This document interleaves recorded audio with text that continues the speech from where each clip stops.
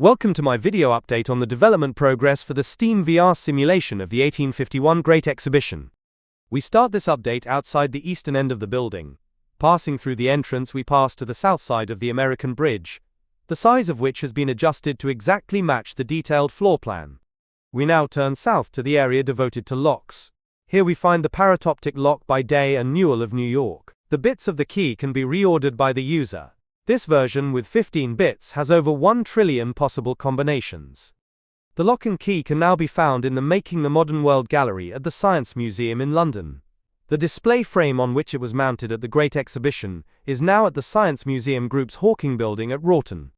The next change this update is the colossal zinc statue of Queen Victoria by the Va Montagne Zinc Mining Company, which stands 21 foot high. This 3D model was kindly sponsored by VM Building Solutions, which is the modern successor of the company which created this statue. The statue remained in London after the Great Exhibition, attempts being made, unsuccessfully, to sell the statue throughout 1852.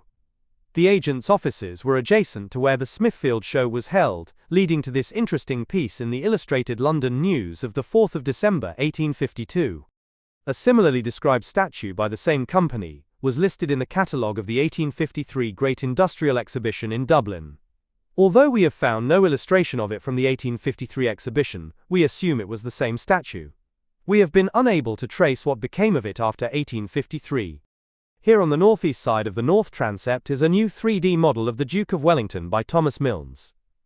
At the Great Exhibition, this was a plaster version of the statue which had been installed at the Tower of London in 1848. That statue is now in a rather poor state in Wellington Gardens, Woolwich, having lost both the sword and the lower part of his right arm. We scanned the statue at Woolwich, which Alberto Bauer has digitally restored from surviving photographs. Travelling west along the nave, we come to this ornamental cast-iron vase by Andrew Handyside of the Britannia Foundry in Derby. This same design appears in an 1879 catalogue by Handyside, suggesting many of these may have been manufactured. The one at the exhibition was bronzed, as can be seen in this watercolour. The model is based on the one at Erewash Museum, which is white. We now cross to the leather section on the north side of the nave. Here we have added the stands of Sparks Hall and J&R Groom, although we have yet to locate their exhibits. To the left of the Sparks Hall stand we have added 2 pairs of women's side lace boots by Edward Walker, now at Northampton Museum and Art Gallery.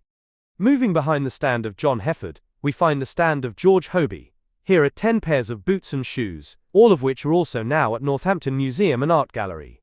Returning to the nave and continuing west passing the Seeley Fountain, we come to the Lighthouse.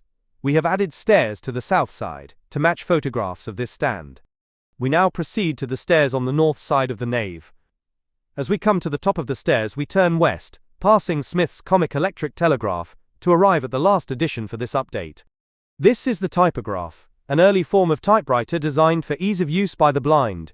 This is now located at the Science Museum Group's Hawking Building.